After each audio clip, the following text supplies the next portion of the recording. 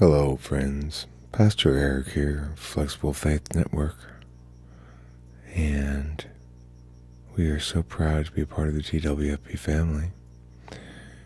Anyhow, it's been a long time since I've made a video here. As I mentioned, my name is Pastor Eric. Probably most of you don't remember me. I made a number of videos about the Church of Flexible Faith quite some time ago.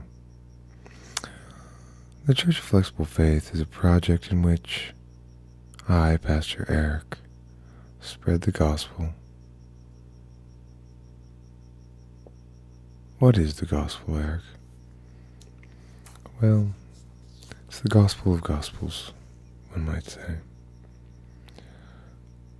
And it's the gospel of understanding where and how to use magic. The magic of God. The magic of magic. As rationalists, we tend to dismiss these claims of the metaphysical or supernatural as somehow less real than observations about the concrete world. But such a position is not grounded in fact, nor is it grounded in observation itself, nor is it grounded in any real meaning that we might make about the distinction between the internal and external worlds. Indeed, there are none who deny the existence of a spirit world. We call it our emotions. We may not refer to it as a spirit world, but we all experience them, and they are not tangible. There are those who would claim a deterministic cause, that all such matters are causally reducible.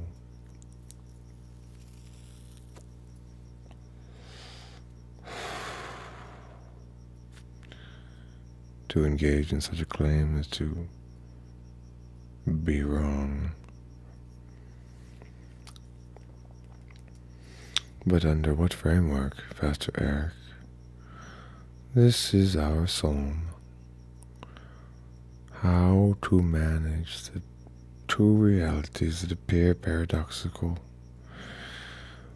The first reality, that indeed there are absolute moral truths. We are bound by them in a metaphysical way that is as meaningful as any physical binding.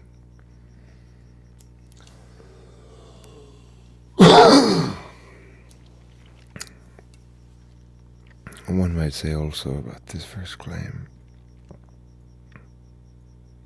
to make such a claim that truth is absolute is to reject relativism as an excuse for anything.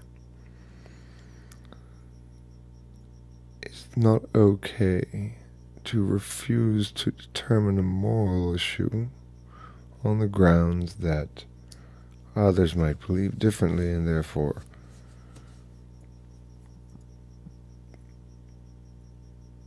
the legitimacy of the moral calculus or outcome is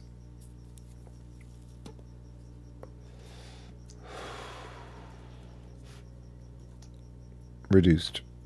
It fails to meet some sort of burden. But that's not really true. So, what do I mean? Well, we do want to clarify some. I want to be clearer. We're faced with a paradox. On the one hand, we know that moral truths are absolute and probably vastly more significant than any other sort of truths we encounter.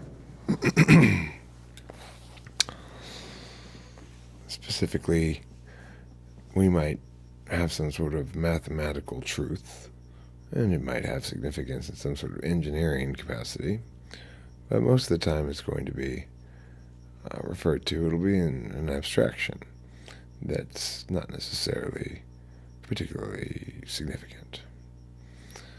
In contrast, we have a moral truth which is perhaps not so commonly applied, but and certainly not so commonly discussed, but it ends up having a lot more significance in terms of actual world impacts. So one observation to begin this sermon from Pastor Eric of the Church of Flexible Faith is that frameworks change, and that doesn't mean that we need to collapse to relativism. So any given perspective that's being voiced is going to be subject to reframings. And these reframings can range from positioning something as differently intended, positioning something as meaningful by comparison to a different model, framing something as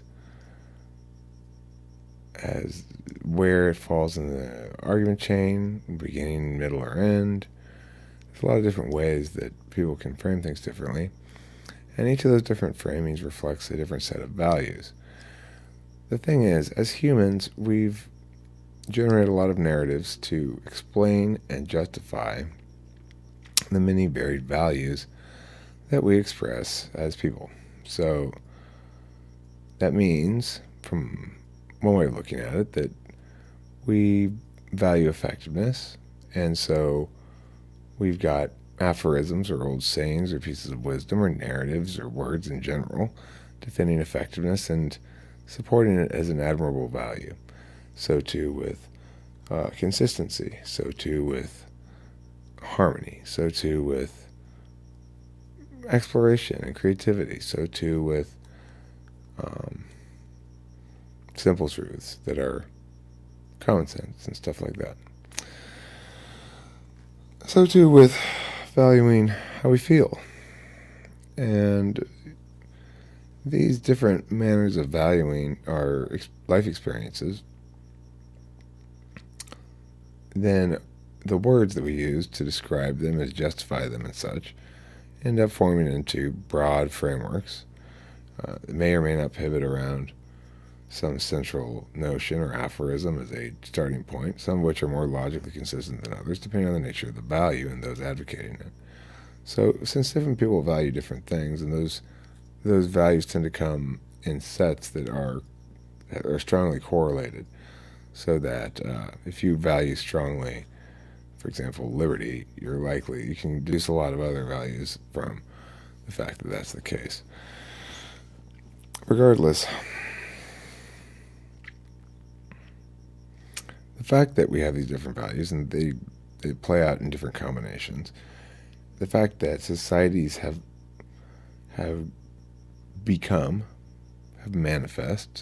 evolved into different incarnations of those values in terms of how they codify laws and rules, in terms of how they exert social pressures and or defend the individual, etc., etc. How they make it possible for humans to live together in peace without itching my butt right now, without itching their butt all the time. So those different values, those different manifestations of those values lead one towards relativism. Well, surely it can't be the possible, Eric, that the values you ascribe to are the right ones and everyone else's values are wrong. It is possible, and it's true. And the reason it's true is because the values I ascribe to are values that defend the individual's autonomy, that is to say, their capacity to do as they please as long as they don't encroach upon the rights of others. It's a rights-driven framework. The TI-based metaphysics. And it's one way that you can frame the world. It's really a meta-framework, though, because my position also is that non-rational framings can be just as legitimate as rational framings. And it's a somewhat of a utilitarian justification, but it's going to necessarily be a paradox regardless, because I'm both saying things need to be logically consistent, and this is how things get justified, blah, blah, blah, and at the same time behaving in ways that indicate that's not how I'm actually making decisions. Well, the reason for that is those are different things. Can you please explain, Kitty? Well, you see, making decisions is what you do, and it's based on a lot of different things, not just on logic and stuff.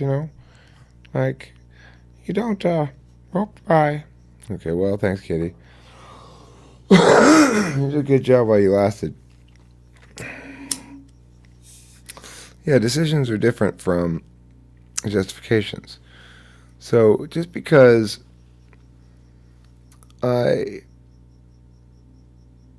make a decision that's not justified, it's fine, because the only kind of decisions one has to justify are those that impose or otherwise infringe on others. That's the criterion by which justification needs to be provided. Otherwise, what are you trying to justify for, right? If you didn't do any harm, if you were honest, or if you followed your moral code, whatever it is. And the thing about codifying it, and that's the paradox, is that there is absolute moral truth, and yet if you codify any single codified example of it, can be dismantled fairly easily. So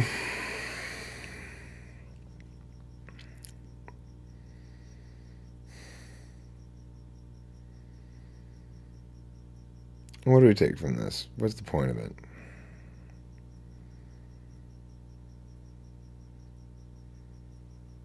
The paradox of absolutism is, I guess, the central thesis.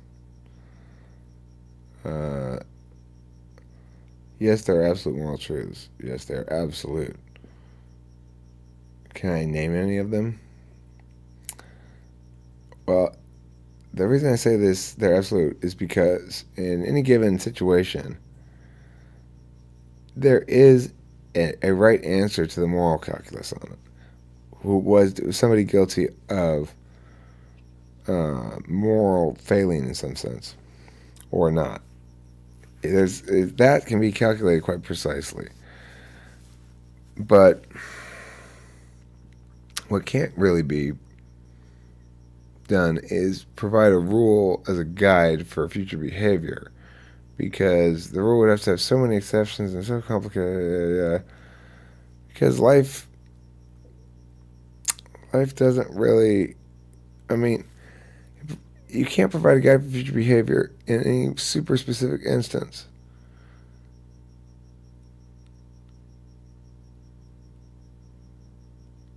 All you can do is know what you won't do. You have to know that. You don't know what you will do.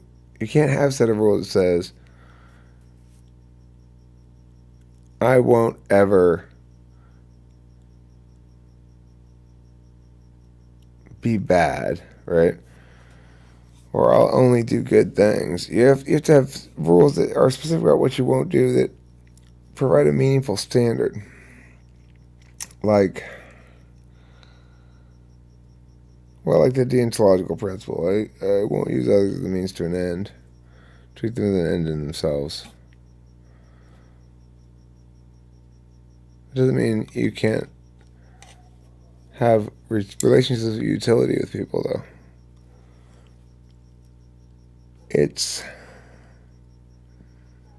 This video's gone south.